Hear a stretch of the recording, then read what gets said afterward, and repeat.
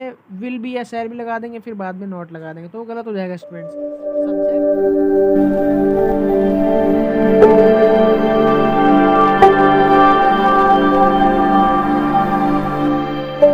Students, तो आज की इंग्लिश स्पीकिंग की क्लास में आज हम आपको बताने वाले हैं फ्यूचर कंटिन्यूस टेंस के बारे में।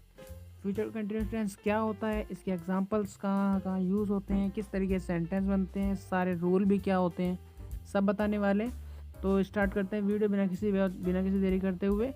आपको क्या करना है, जो चैनल पर न्यू आया वो क्या करेंगे, इस चैनल को सब्सक्राइब कर लेंगे स्टूडेंट्स। तो देखिए स्टूडेंट्स, मेन टॉपिक क्या होते हैं। तो मेन टॉपिक होते हैं हमारे आइडेंटिटी, पहचान, जो ट्रिक के साथ है हम बताने वाले हैं। फिर अफर्मेटिव सेंटेंस आएंगे, फिर नेगेटिव सेंटेंस आएंगे, फिर इंट्रोगेटिव, और फिर डबल फैमिली सेंटेंस आ जाएंगे। सबके रूल और एग्जांपल साथ साथ बताने वाले हैं।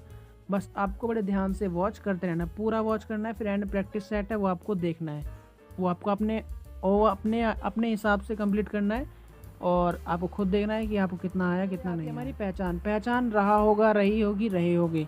तो रहा होगा, रही होगी, रहे होंगे, तो इसकी पहचान है। पर लेकिन इसमें ट्रिक क्या है सर? ट्रिक स्टूडेंट्स ये है, ट्रिक इसके अंदर कि अगर आप लोगों को रहा होगा, रही होगी, रहे होगे पता है, तो इसका मतलब आप लोगों को ये पता होगा कि प्रेजेंट कंटिन्यूअस में आपको रहा था, रहा है, रही है, रहे हैं होगा, और पास्ट में रहा था, रही थी, रहे थे। पर लेकिन फ्यूचर में होगा रहा होगा, गागी गे, रहा होगा, रही होगी, रहे होंगे। ठीक है स्टूडेंट्स, फ्यूचर कंटिन्यूस की ट्रिक पता की पहचान की। आगे चलते हैं अफर्मेटिव सेंटेंस पर। तो अफर्मेटिव सेंटेंस में सबसे पहले रूल देखिए आप लोग। रूल क्या होता है? सब्जेक्ट प्लस विल बी या फिर शैल बी प्लस वर्ब की एनजी फॉर्म प्लस ऑब्जेक्ट। बहुत से स्टूडेंट्स गलती पता है क्या करते हैं, काफ़ी तरह की गलती यहाँ पर होती है। आप लोग क्या करते हो, विल बी जो होता है और जो शैल भी होता है गलत जगह यूज़ कर देते हो, या फिर विल भी शैल भी में थोड़ा गलती कर देते हो। किसी के साथ विल लगाते हो, किसी के साथ शैल भी लगाते हो, तो किसी के साथ बी लगाते हो, किसी के साथ नहीं लगाते हो। तो आज की अब देखिए आप एग्जाम्पल समझिए। आपको रूल बिल्कुल याद कर लेना है। वर्ब की आईएनजी फॉर्म लगती है इसके साथ, क्योंकि जो भी कंटिन्यूस होगा, चाहे प्रेजेंट का हो, चाहे पास्ट का हो, चाहे फ्यूचर का हो, हमारा सब में वर्ब की आईएनजी फॉर्म लगेगी स्टूडेंट्स। ठीक है, तो इस चीज़ को आप लोगों को बिल्कुल ही भूलना नहीं है। बाकी आप लोगों को बिल्कुल ध्यान रखना है। आगे देखिए इस पर शैल बी का यूज़ और विल बी का यूज़ कहाँ पर होगा, हम बिल्कुल क्लियर करवाते चल लें ताकि आपकी कोई गलती ना हो एंड में। तो he, she, it, name singular, you, we, they, these, दोस्त के साथ वी नहीं होगा स्टूडेंट्स, ये कट है, इसे काट देना। ये रिटर्न राइटिंग में गलती हो गई है हमारी। ठीक है, तो यू, दे, दीज, दोस्त प्लूरल के साथ सभी के साथ विल बी का यूज़ होगा स्टूडेंट्स। फिर आई और वी के साथ शैल बी का यूज़ होगा स्टूडेंट्स।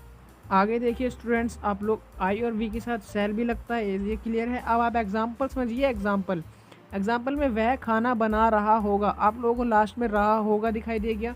इसका मतलब ये क्या सेंटेंस है? एक प्रेजेंट, या फिर प्रेजेंट नहीं सॉरी, ये एक तरीके से फ्यूचर कंटिन्यूस टेंस हैगा। तो अब देखिए वह खाना बना रहा होगा, मतलब he will be cooking food. Means क्या है कि he will be cooking food. अब जैसे कि मैंने अभी आप लोगों को एक रूल बताया था, वो रूल आप लोग दोबारा ध्यान से देखिए यहाँ पर।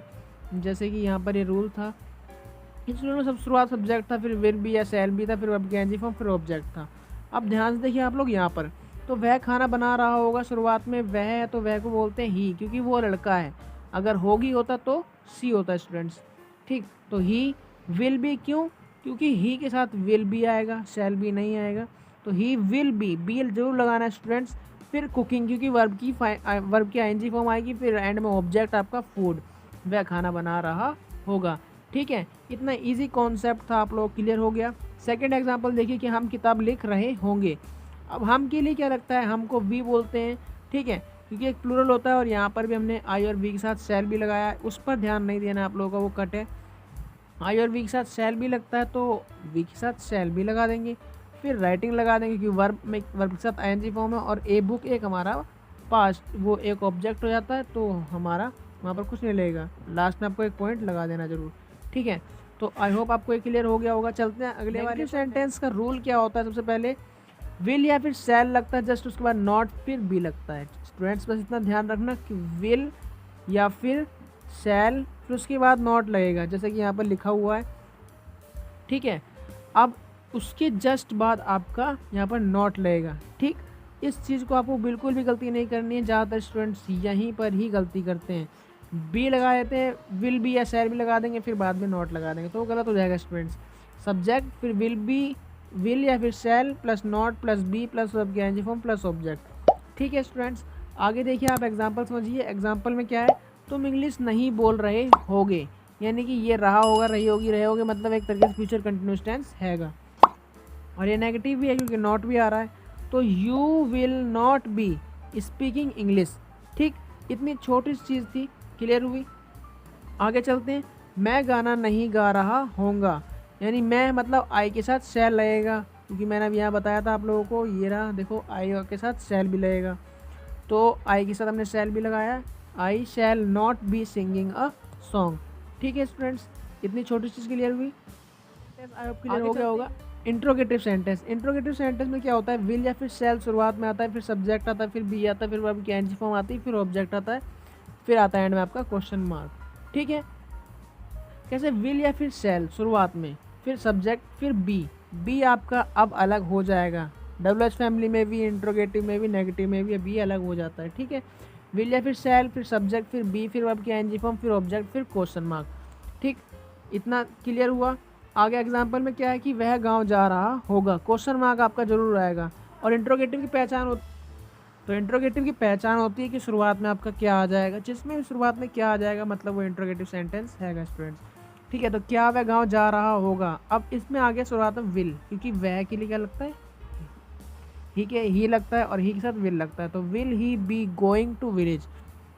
कैसे, कि हमने यहाँ पर अभी रूल पढ़ा था अपना कि विल या फिर शैल, फिर सब्जेक्ट, फिर बी, फिर ऑब्जेक्ट, वर्ब की आईएनजी फॉर्म के साथ ऑब्जेक्ट और फिर क्वेश्चन मार्क। तो क्या वह के लिए ही और ही के साथ विल, तो will he be going to village, clear हुआ। और एंड में क्वेश्चन मार्क।